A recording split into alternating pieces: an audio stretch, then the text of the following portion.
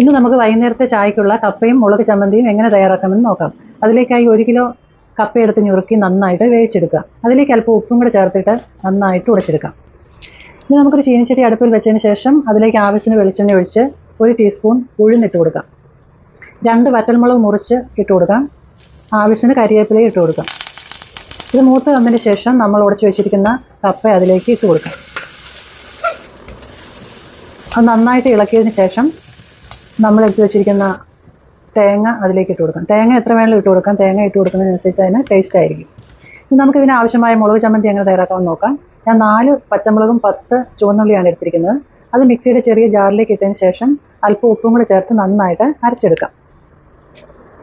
ഇനി അതൊരു പാത്രത്തിലേക്ക് മാറ്റിയതിന് ശേഷം ആവശ്യത്തിന് വെളിച്ചെണ്ണയും ചേർത്ത് നന്നായിട്ട് ഇളക്കിയെടുക്കാം. ഇനി നമ്മുടെ വൈകുന്നേരത്തെ ചായക്കുള്ള കപ്പയും മുളക് ചമ്മന്തിയും ഇവിടെ റെഡി ആയിരിക്കുന്നു.